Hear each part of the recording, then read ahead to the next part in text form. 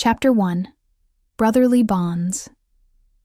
The sweltering August heat of 2019 settled over Sedona, Arizona like a heavy blanket, turning the famous red rocks into furnaces that radiated warmth long after sunset.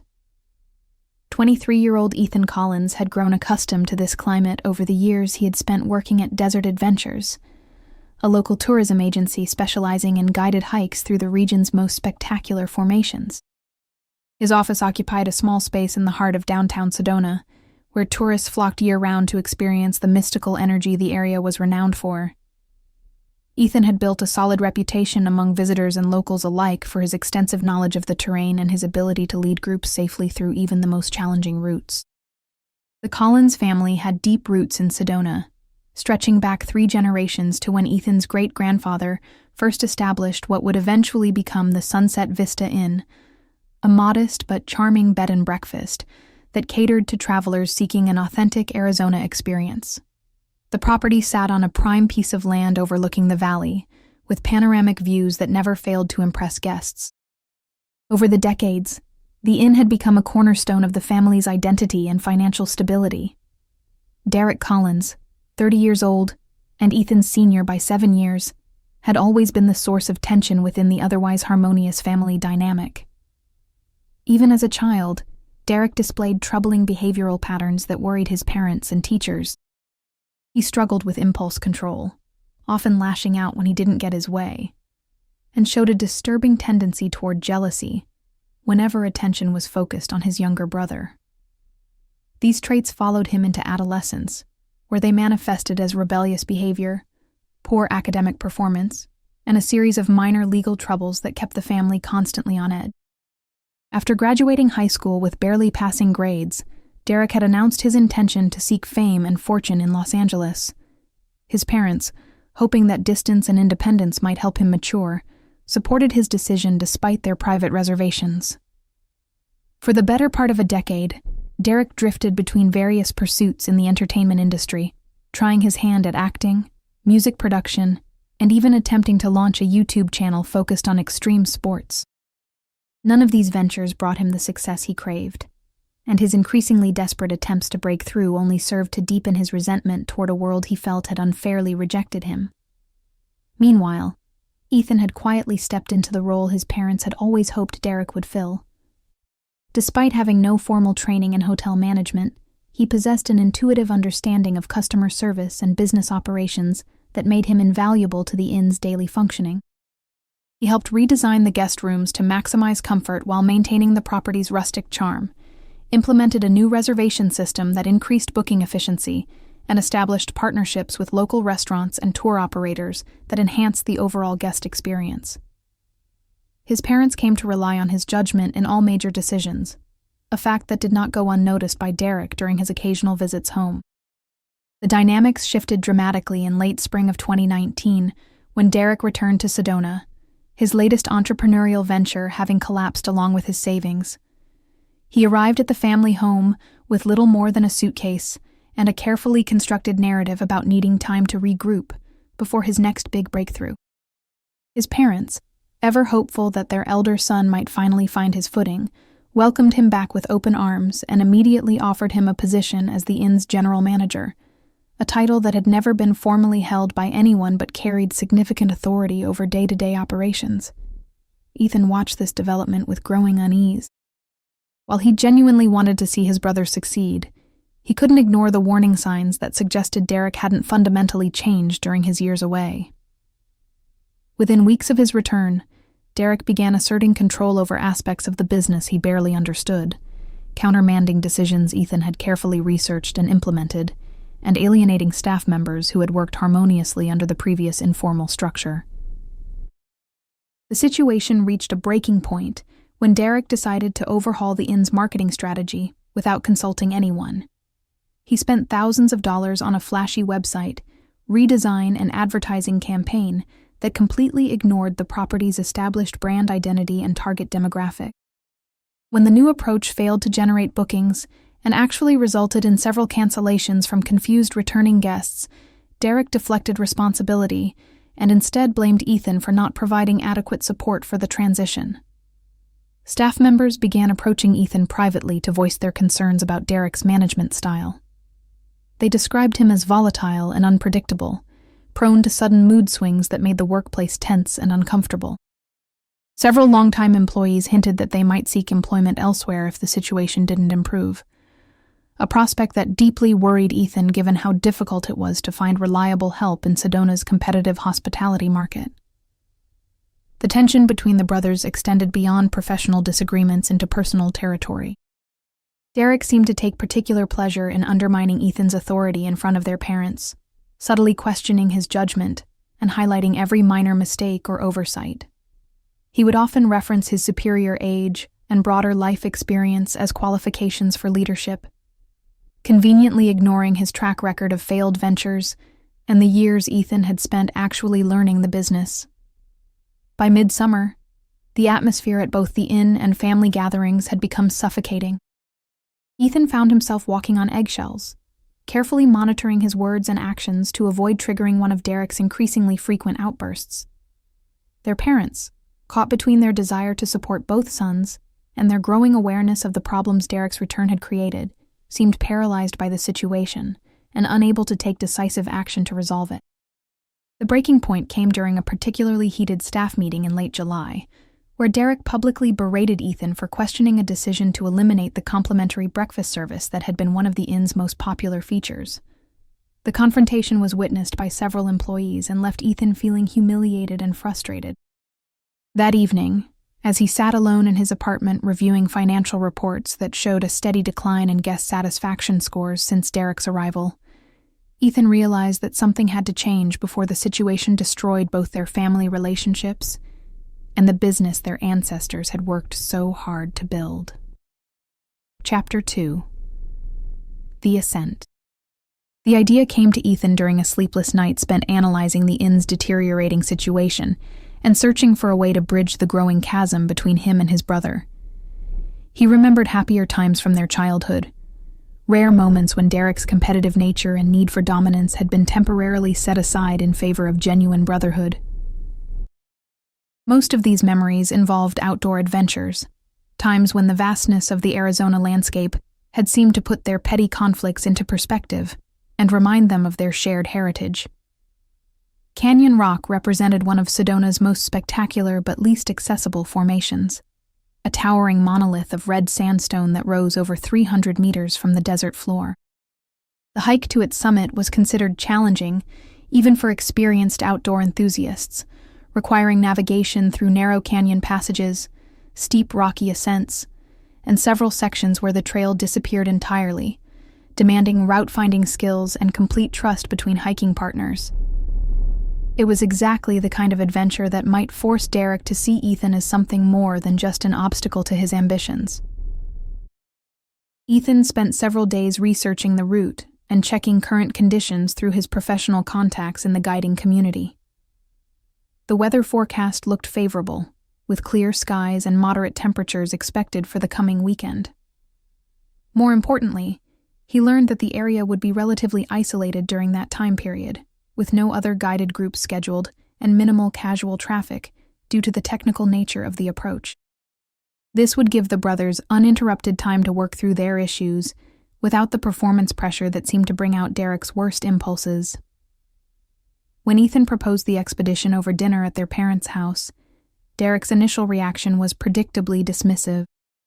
He questioned whether his younger brother was truly qualified to lead such a challenging hike, suggesting that it might be better to hire a professional guide or postpone the trip until someone with more credentials could accompany them. The subtle insult stung, but Ethan maintained his composure and methodically outlined his experience and preparation, eventually wearing down Derek's objections through persistence and detailed planning. Derek's agreement came with conditions that revealed his true motivations. He insisted on bringing his expensive new camera equipment to document the adventure, speaking enthusiastically about potential social media content and the impressive backdrop Canyon Rock would provide for his personal brand. He also made several comments about finally having an opportunity to experience the kind of authentic Arizona adventure he had been telling his Los Angeles contacts about for years, treating the expedition more as a photo opportunity than a genuine attempt at reconciliation. The night before their departure, Ethan meticulously packed their supplies, double-checking every item against his comprehensive checklist. He included extra water and emergency provisions, knowing that Derek's lack of recent hiking experience might slow their pace and extend their time on the trail.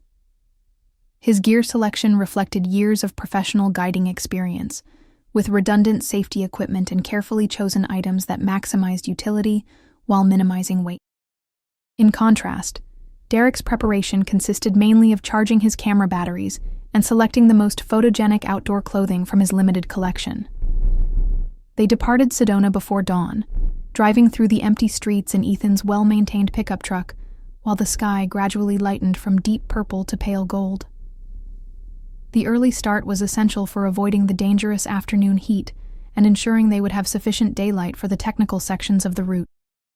Derek spent the drive alternately dozing and checking his phone, seemingly unconcerned about the challenging day ahead, and confident that his natural athleticism would compensate for any lack of specific preparation. The trailhead sat at the end of a rough dirt road that tested the limits of even Ethan's four-wheel drive vehicle. They parked in a small clearing marked by a weathered wooden sign that warned hikers about the area's hazards and reminded them to carry adequate supplies and inform others of their planned route. Derek barely glanced at these warnings, instead focusing on taking selfies with the dramatic landscape visible in the early morning light. The initial section of the trail followed a well-established path through typical Sonoran desert vegetation, winding between towering saguaro cacti and clusters of prickly pear that had begun to show their colorful blooms. This easier terrain allowed them to establish a comfortable rhythm, while their muscles warmed up and adjusted to the physical demands ahead. Derek maintained a steady stream of commentary about the scenery, but Ethan noticed that his observations remained superficial, focusing on visual drama rather than the subtle ecological relationships that made the desert ecosystem so fascinating. As they gained elevation and the trail became more demanding, the conversation gradually shifted from casual observations to more personal territory. Derek began expressing his frustration with what he perceived as the limited opportunities available in Sedona compared to major metropolitan areas, complaining that his talents were wasted in such a small market and that his parents' expectations were holding him back from achieving his true potential. These comments revealed a fundamental misunderstanding of both the local economy and the valuable role the family business played in the community. Ethan attempted to share his own perspective on the rewards of building something meaningful in their hometown, describing the satisfaction he found in helping visitors connect with the natural beauty that had shaped his own character. He talked about the regulars who returned year after year, treating him almost like family, and the way his work contributed to preserving the area's pristine wilderness for future generations. Derek's responses made it clear that he viewed these accomplishments as settling for mediocrity, rather than embracing excellence. The technical climbing began around mid-morning, when the established trail gave way to a series of natural rock formations that required careful route finding and basic scrambling skills. Here, Ethan's experience became immediately apparent as he identified the safest paths and guided Derek through moves that might have been dangerous for someone unfamiliar with the terrain. Despite Derek's generally good physical condition, his lack of specific climbing experience showed in his tentative movements and occasional need for verbal encouragement. Rather than acknowledging his brother's expertise, Derek seemed irritated by the role reversal and began making increasingly pointed comments about feeling like he was being treated as an incompetent beginner. He questioned several of Ethan's route choices and suggested alternative paths that looked easier, but would have led them into potentially dangerous terrain. The underlying tension that had been building between them for months began to surface more explicitly as Derek's frustration with the physical challenges combined with his deeper resentment about their family dynamics. By late morning, they had reached the base of Canyon Rock's final approach, a nearly vertical wall of sandstone that required sustained climbing over exposed terrain with significant consequences for any mistake. The magnificent views from this elevation revealed the entire Sedona Valley spread out below them, with the distant mountains creating a dramatic backdrop that justified the difficulty of reaching this vantage point. However, instead of appreciating the achievement, Derek seemed increasingly agitated by his dependence on Ethan's guidance and the clear demonstration of skills he didn't possess. Chapter 3. The Fatal Moment. The final ascent to Canyon Rock's summit required navigating a series of narrow ledges that had been carved into the cliff face by centuries of wind and water erosion. These natural pathways provided secure footing for experienced climbers, but they demanded complete concentration and absolute trust in one's equipment and judgment. The exposure was significant, with drops of over 100 meters to the rocky talus slopes below, making any misstep potentially fatal. Ethan had completed this route several times with professional colleagues, but he had never attempted it with someone whose emotional state was as unpredictable as Derek's had become. The brothers moved carefully along the ledge system, with Ethan taking the lead and providing constant guidance about hand and foot placement. The rock face offered numerous options for progression, but only a few were truly safe for climbers without extensive technical equipment. Derek followed several meters behind, his earlier bravado replaced by visible tension as the reality of their situation became impossible to ignore. His expensive camera equipment, which had seemed so important during the earlier stages of their hike, now hung awkwardly from his shoulders and threatened to throw off his balance during critical moves. As they gained elevation, the wind began to pick up, adding another variable to an already complex situation. The gusts weren't dangerous by themselves, but they created enough distraction to make concentration more difficult and added a psychological pressure that affected less experienced climbers disproportionately. Ethan monitored Derek's progress carefully, noting the increasing rigidity in his movements and the way his breathing had become shallow and rapid, classic signs of mounting anxiety in challenging terrain. The ledge they were traversing gradually narrowed until it was barely wide enough for one person to pass comfortably. At its narrowest point, the pathway opened onto a small platform that provided temporary respite from the exposure and offered what many considered the most spectacular viewing point in the entire Sedona area. From this vantage point, the entire valley spread out like a three-dimensional map, with hiking trails visible as thin lines threading between the rock formations and the town itself, appearing as a small cluster of buildings dwarfed by the surrounding wilderness. Ethan reached the platform first, and immediately began setting up a secure position where they could rest and enjoy the view before tackling the final section to the actual summit. He anchored himself to a solid rock feature and prepared to help Derek navigate the final moves onto the platform, movements that required a moment of increased exposure as climbers transitioned from the narrow ledge to the more open space. This was typically the most psychologically challenging part of the route, as the temporary increase in exposure often triggered panic responses in inexperienced climbers. Derek's approach to this transition revealed the full extent of his growing distress. Instead of following Ethan's carefully explained sequence of moves, he hesitated repeatedly, starting the movement and then backing away when the exposure became apparent. His breathing became increasingly labored, and sweat began to flow despite the relatively cool temperature at their elevation. More concerning to Ethan was the way Derek's eyes had begun darting around erratically, as if he was looking for escape routes that didn't exist at their current position. When Derek finally committed to the move, his execution was clumsy and rushed, driven more by desperation than technique. He scrambled onto the platform with none of the controlled precision that characterized safe climbing, his camera equipment banging against the rock and threatening to pull him off balance. Once he reached the relative security of the platform, instead of expressing relief or gratitude for Ethan's patient guidance, he immediately began venting his accumulated frustration and fear as anger directed at his younger brother. The accusations came in a torrent of barely controlled rage that had clearly been building throughout their relationship, not just during this particular expedition. Derek blamed Ethan for bringing him to such a dangerous location without adequately preparing him for the technical challenges involved.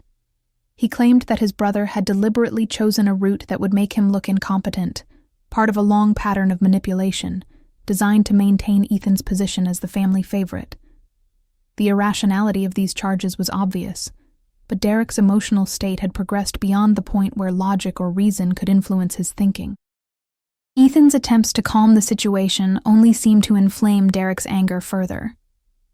Every reasonable explanation was interpreted as condescension, every expression of concern dismissed as false sympathy, designed to highlight Derek's dependence.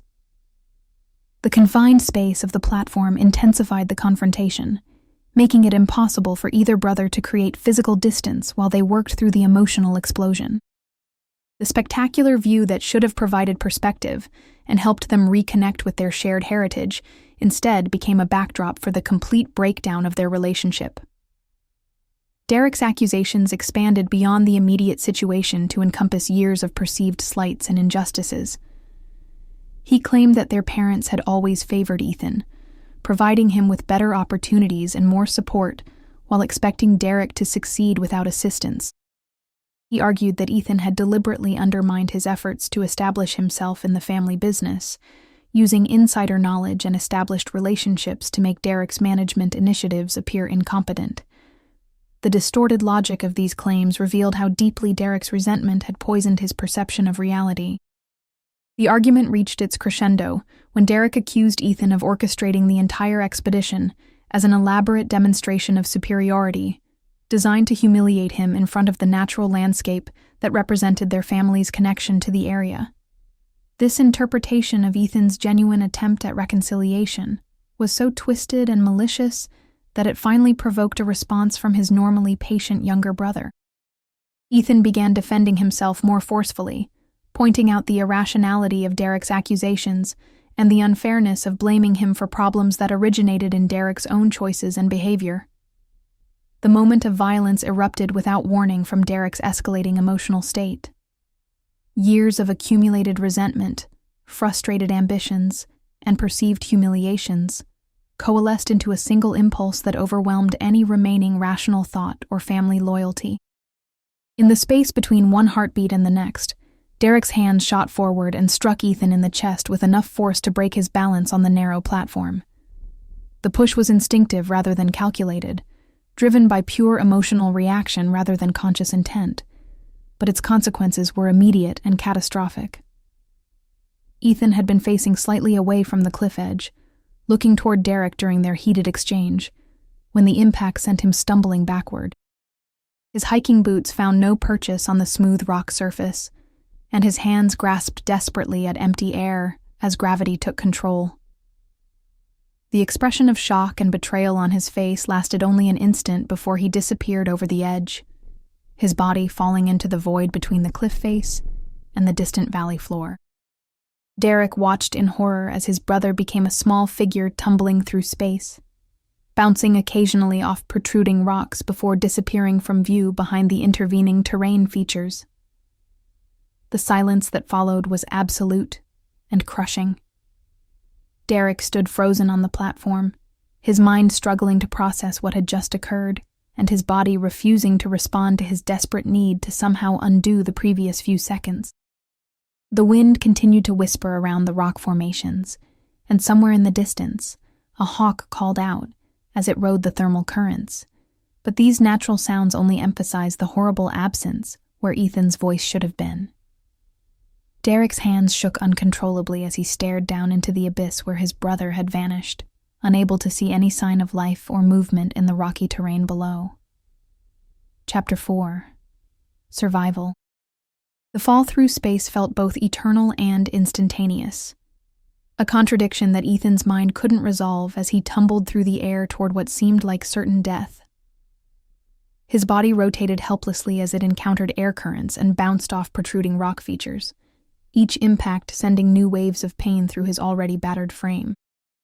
The rational part of his mind tried to calculate angles and assess landing zones, while another part simply marveled at the strange clarity of thought that accompanied what he assumed were his final moments of consciousness. He could see individual details in the rock face rushing past, notice the way sunlight played across distant formations, and even appreciate the perfect blue of the Arizona sky that framed his vision. The impact with the narrow ledge 30 meters above the canyon floor came without warning, his falling body striking the horizontal surface with devastating force that knocked all awareness from his mind and left him crumpled motionless on the rocky shelf. The ledge itself was a geological accident, a harder stratum of sandstone that had resisted erosion, while softer layers above and below had been carved away by wind and water over millennia. It extended perhaps 3 meters into the cliff face, and was barely wide enough to accommodate a human body, invisible from above due to the overhanging rock formations, and nearly impossible to spot from below, because of its position relative to the main cliff structure. Consciousness returned gradually and incompletely, filtering back through layers of pain and confusion that made it difficult for Ethan to understand where he was or what had happened to him. His first clear sensation was the taste of blood in his mouth, followed by the recognition that he was lying on hard stone rather than falling through empty space. Moving his head sent waves of nausea and dizziness through his system, but it also revealed the narrow confines of his refuge and the horrifying drop that continued below the ledge where he had miraculously landed. The initial assessment of his injuries revealed the true severity of his situation. His left leg was clearly broken, with the bone displaced in a way that made any weight-bearing impossible and sent spikes of agony through his nervous system whenever he attempted the slightest movement. The break had occurred somewhere in the lower portion of his tibia, and he could feel the grinding sensation of bone fragments moving against each other whenever his leg shifted position. Multiple lacerations covered his arms and face where he had struck rocky outcroppings during his fall, and a particularly deep gash on his scalp had produced enough bleeding to mat his hair and obscure part of his vision.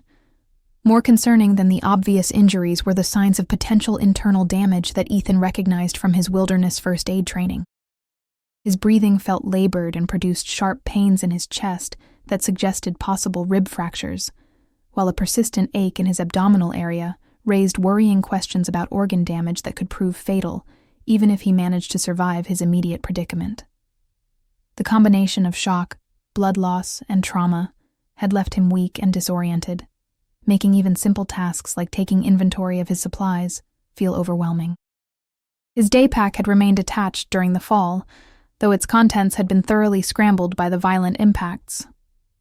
The water bottles had survived intact, providing him with approximately 2 liters of liquid that represented perhaps the most crucial element for short-term survival in the desert environment.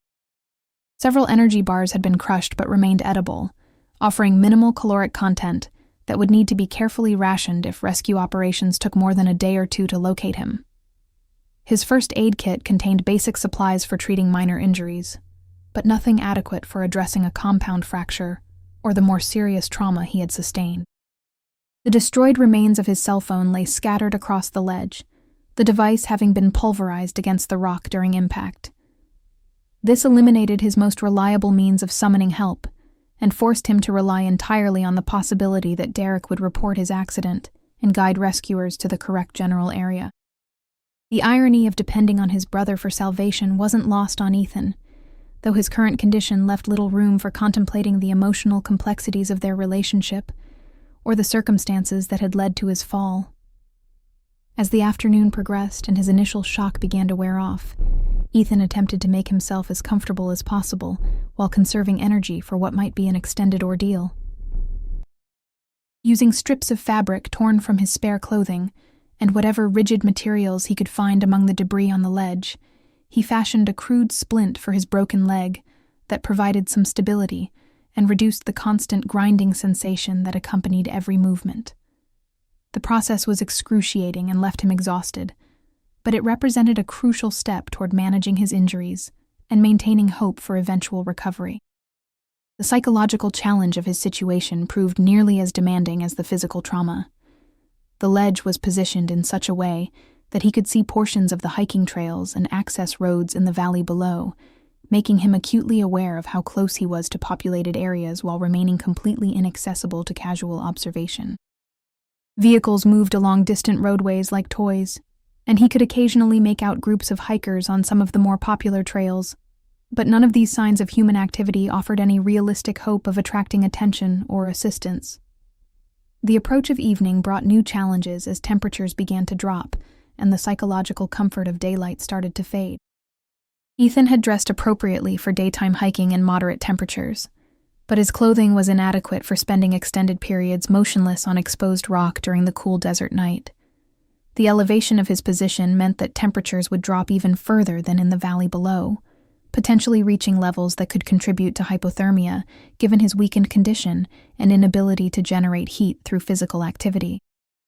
Sleep came fitfully, and was interrupted repeatedly by pain from his injuries and anxiety about his precarious situation. Every sound seemed amplified in the stillness of the desert night, from the distant call of coyotes in the valley to the subtle creaking and settling of the rock formations around him. Several times he was startled awake by what he thought might be approaching rescue helicopters, only to realize that the sounds were nothing more than wind patterns or his own imagination creating hope where none existed. The first dawn of his ordeal brought a mixture of relief and renewed concern as he assessed how he had weathered the night and began planning for what might be an extended stay on the ledge. His water supply remained adequate for perhaps another day, but the energy bars would need to be consumed sparingly if he hoped to maintain his strength for more than a few days. More importantly, he needed to establish some system for signaling potential rescuers while conserving the energy necessary for survival in his current condition. Chapter 5. The Fight for Life. The second day dawned clear and bright, bringing with it both the hope of improved visibility for potential rescue operations and the grim reality of Ethan's deteriorating physical condition. The night had been a series of brief, restless periods of unconsciousness, interrupted by waves of pain that made genuine sleep impossible. His broken leg had swollen significantly, stretching the improvised splint to its limits and creating a throbbing ache that seemed to pulse in rhythm with his heartbeat. The various cuts and abrasions covering his body had begun to show signs of infection, despite his efforts to keep them clean with limited water supplies.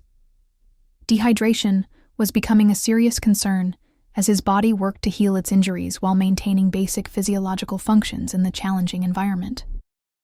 The 2 liters of water he had started with were already reduced to less than half that amount, and his experience in desert environments told him that his consumption rate would only increase as his condition worsened and his body struggled to regulate its temperature.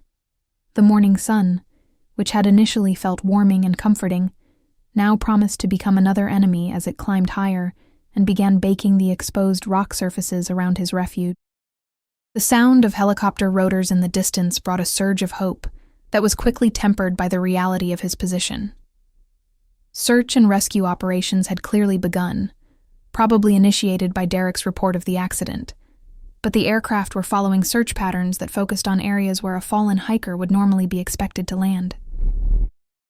The ledge that had saved his life was positioned in such a way that it was invisible from most aerial angles, hidden beneath overhanging rock formations that created a natural blind spot for observers above.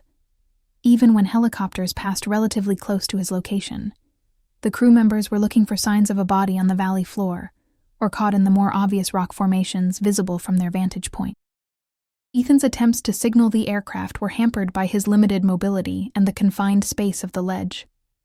He managed to remove his bright orange hiking shirt and wave it whenever he heard approaching rotors, but the fabric was small compared to the vast landscape below and was easily obscured by the rocky terrain that surrounded his position. His voice, already weakened by dehydration and trauma, couldn't carry far enough to be heard over the sound of helicopter engines, even when the aircraft passed at their closest approach distances. The psychological toll of watching potential rescue operations pass him by repeatedly throughout the day was devastating. Each helicopter represented hope for salvation, and each time they failed to spot him felt like another step toward an inevitable death on the isolated ledge. The rational part of his mind understood that search operations would continue for several days and that persistence was his best strategy, but the emotional impact of repeated disappointment was wearing down his mental resilience just as surely as the physical challenges were depleting his bodily resources. By midday, the sun had turned his rocky refuge into a furnace that reflected heat from all directions and made every breath feel like inhaling from an oven. The metal components of his hiking gear became too hot to touch comfortably, and the dark-colored rock surface radiated waves of heat that created shimmering mirages in his peripheral vision. His water consumption increased dramatically as his body attempted to cool itself through perspiration, creating a dangerous cycle where the very process designed to preserve his life was rapidly depleting the resources he needed for survival. The afternoon brought new challenges as his physical condition continued to deteriorate. The broken leg had developed a deep, persistent ache that seemed to penetrate to the bone, while the swelling had progressed to the point where his boot could no longer accommodate his injured foot. Removing the boot was a lengthy and agonizing process that left him gasping with exhaustion, but it also revealed the extent of the damage and allowed him to assess whether the fracture might be more serious than he had initially realized. The sight of his grotesquely swollen and discolored leg was deeply unsettling, but it also motivated him to continue fighting for survival rather than surrendering to despair. As evening approached, Ethan began preparations for what he now realized might be his final night on the ledge. His water supply had dwindled to less than a liter, barely enough to last through the night if he was extremely conservative in his consumption. The energy bars were almost gone, leaving him with minimal caloric resources to fuel his body's healing processes and maintain his core temperature during the cold desert night ahead. More concerning was the way his thinking had begun to feel sluggish and disconnected, a sign that dehydration and trauma were starting to affect his cognitive functions. The second night was significantly more difficult than the first, with pain and anxiety combining to make even brief periods of rest impossible to achieve. His body temperature fluctuated wildly between the fever-like heat generated by infection and the bone-deep cold that settled in whenever his metabolic processes slowed. The crude splint on his leg had loosened as the swelling changed the shape of his limb, allowing painful movement of the fracture site that sent shooting pains through his entire body whenever he shifted position. Sometime during the deepest part of the night, Ethan began to experience brief episodes of delirium brought on by dehydration, pain, and exhaustion. He found himself having conversations with family members who weren't there, reliving memories from his childhood with vivid clarity that seemed more real than his current situation. These episodes were frightening in their intensity, but they also provided temporary mental escape from the harsh reality of his predicament and helped him endure the long hours until dawn. The third morning brought a fundamental shift in his condition, as his body began shutting down non-essential functions to preserve energy for basic survival. His movements became sluggish and required enormous effort to execute, while his thinking felt clouded and distant as if he were observing his own situation from outside his body. The remaining water looked impossibly precious as he contemplated whether to drink it immediately for temporary relief or save it for some imagined future need that might never materialize. His attempts to signal passing aircraft became increasingly feeble as his strength faded. The bright orange shirt that had been his primary signaling device now felt impossibly heavy, and he could barely manage to lift it above his head when he heard the distant sound of rotors. His voice had been reduced to a weak croak that wouldn't carry more than a few meters, making verbal signaling completely ineffective even if rescuers passed directly overhead. The realization that he was approaching the limits of human endurance in his current condition brought a strange sense of peace mixed with profound sadness. He thought about his parents and the devastating impact his death would have on their family, already fractured by the conflict between him and Derek. He wondered whether Derek would ever be able to live with the knowledge of what had happened on the cliff, and whether his brother's action had been driven by momentary rage or deeper malevolence. Most of all, he found himself appreciating the simple miracle of consciousness itself, the awareness that had allowed him to experience both the beauty and the tragedy of human existence. Chapter 6: Rescue and Truth. The morning of the third day found Ethan drifting in and out of consciousness, his body having reached the critical limits of dehydration and trauma that marked the boundary between life and death. His skin had taken on the grayish pallor typical of severe physiological distress, while his breathing had become shallow and irregular, as his cardiovascular system struggled to maintain adequate circulation with severely diminished blood volume. The last of his water had been consumed during the night, leaving him with no resources beyond his own fading will to survive and the increasingly remote possibility that searchers might locate him before his body finally surrendered to its accumulated injuries. The sound of approaching helicopter rotors had become so familiar over the past 2 days that Ethan barely registered the aircraft's presence when it began another search pattern over the canyon system. His ability to respond to these potential rescue opportunities had diminished to the point where he could no longer lift his signaling shirt or even raise his head to track the aircraft's movement across the sky above his position. The irony of dying within sight and sound of searchers who couldn't see him wasn't lost on his failing consciousness, though even these bitter thoughts required more mental energy than he could consistently maintain. The rescue helicopter that morning was conducting what the search coordinator had designated as a final systematic sweep of the area, before shifting resources to recovery operations, focused on locating Ethan's remains for his family's closure. The crew included Marcus Rodriguez, a veteran search and rescue specialist with over 15 years of experience in technical rescue operations throughout the Southwest. Rodriguez had participated in hundreds of search missions and had developed an almost intuitive ability to spot anomalies in terrain that might indicate human presence, even in the most challenging environments. Something about the rock formations below caught Rodriguez's attention as the helicopter completed another pass through the canyon system. The shadows cast by the overhanging cliffs created patterns that looked almost normal, but contained subtle variations that suggested the presence of foreign objects or materials not typically found in natural settings. He requested that the pilot maintain position while he examined the area more carefully through high-powered binoculars, scanning methodically through the rocky terrain for anything that might represent a clue to the missing hiker's location. The flash of orange fabric was barely visible from his aerial vantage point, partially concealed beneath an overhang that had hidden it from previous search efforts. The material appeared to be synthetic rather than natural, and its color was consistent with typical hiking apparel that would be worn by someone undertaking the type of expedition that had brought Ethan to this remote location.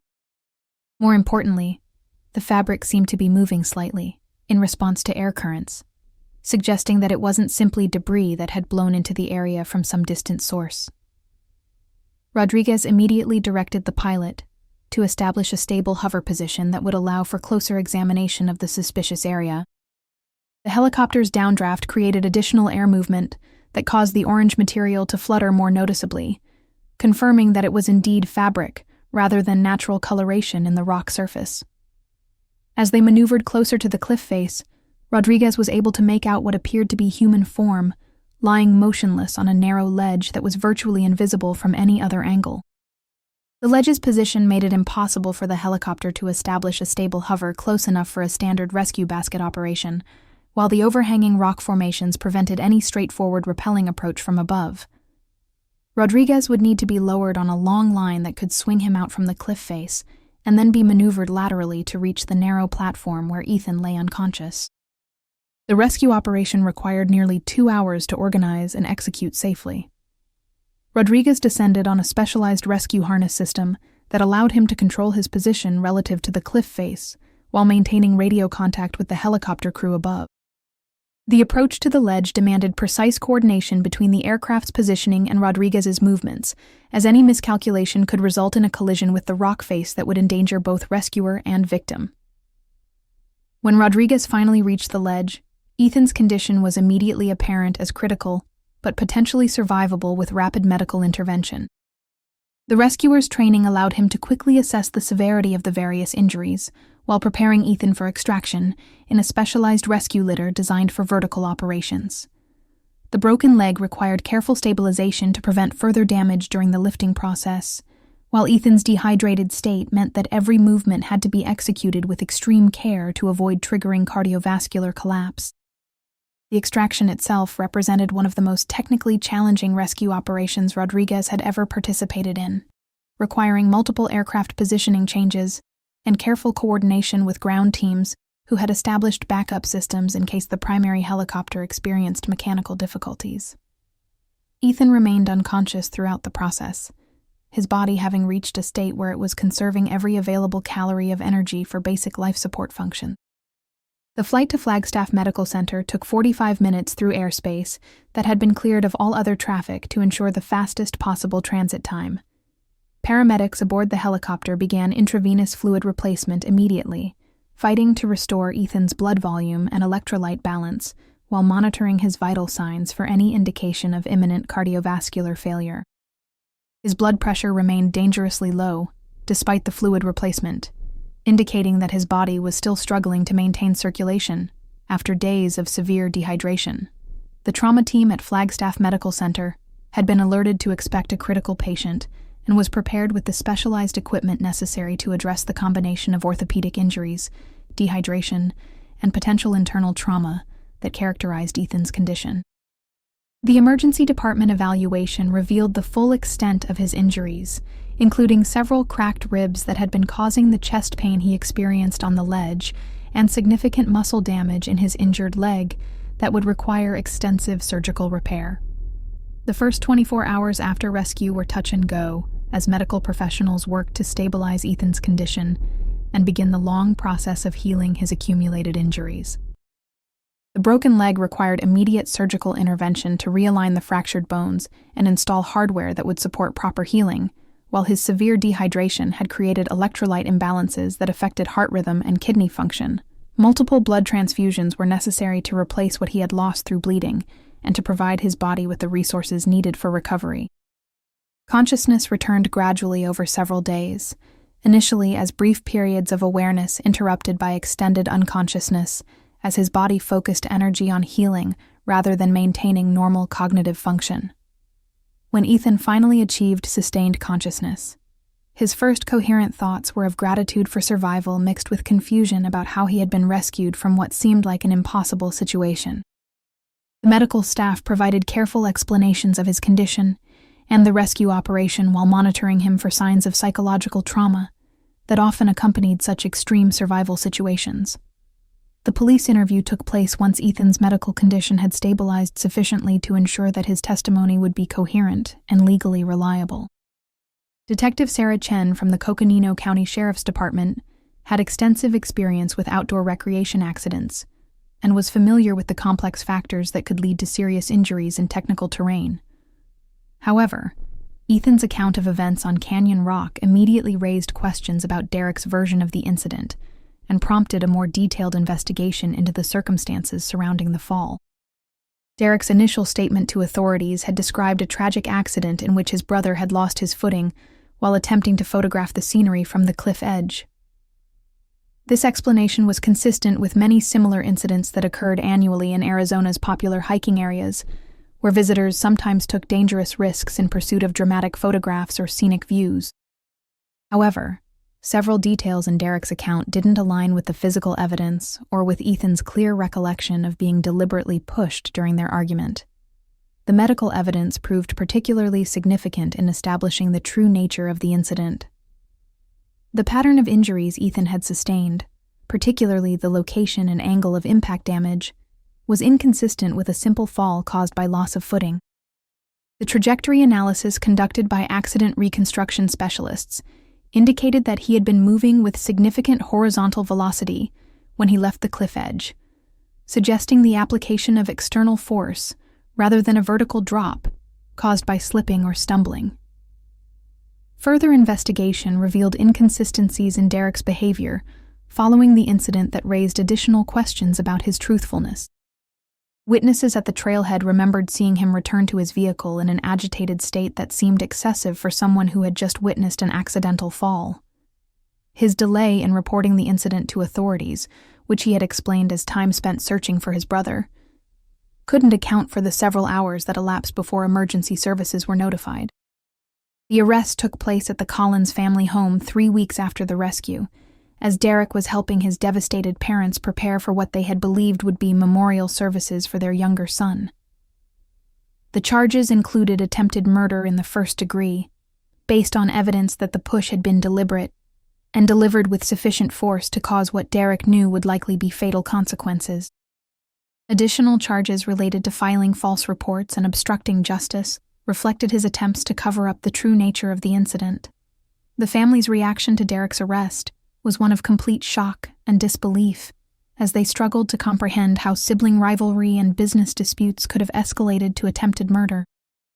Ethan's parents were forced to confront the reality that their elder son had deliberately tried to kill his brother over what amounted to relatively minor disagreements about hotel management and family responsibilities. The revelation fundamentally altered their understanding of Derek's character and forced them to reevaluate years of incidents they had previously attributed to immaturity or poor judgment. The legal proceedings that followed were complicated by the family dynamics and the community's familiarity with both brothers, through their involvement in local businesses and outdoor recreation activities. Derek's defense team attempted to argue that the push had been impulsive rather than premeditated, characterizing it as assault rather than attempted murder. but the evidence of planning and Derek's subsequent attempts at deception undermine these arguments. Ethan's recovery process extended over nearly a year and required multiple surgeries to repair the damage to his leg and restore full mobility. Physical therapy was complicated by the severity of his initial injuries and the time he had spent immobilized on the ledge, which had caused additional muscle atrophy and joint stiffness. However, his youth and overall fitness prior to the incident worked in his favor, and he eventually regained most of his previous physical capabilities. The psychological recovery proved more challenging than the physical healing, as Ethan struggled to process the betrayal by his brother and the trauma of his near-death experience on the ledge. The knowledge that someone he had loved and trusted had deliberately tried to kill him created trust issues that affected his relationships with others and his willingness to engage in activities that required dependence on companions. Professional counseling helped him work through these issues, though the emotional scars remained visible long after his physical injuries had healed. The Collins family business survived the scandal, though it required significant changes in management structure and marketing approach to overcome the negative publicity surrounding Derek's conviction. Ethan eventually returned to work in the tourism industry, though he focused more on educational programs and less technical guiding activities that didn't require the same level of trust between participants. His experience became a cautionary tale within the outdoor recreation community about the importance of understanding psychological factors, in addition to technical skills, when venturing into challenging terrain. Derek was ultimately convicted of attempted murder and sentenced to 15 years in prison, with the possibility of parole after serving a minimum of 8 years. His conviction served as a stark reminder that family relationships, no matter how fundamental they might seem, could be destroyed by unchecked jealousy and ambition. The case also highlighted the remarkable resilience of the human spirit and the extraordinary measures that search and rescue professionals would take to save lives, even in situations that seemed hopeless.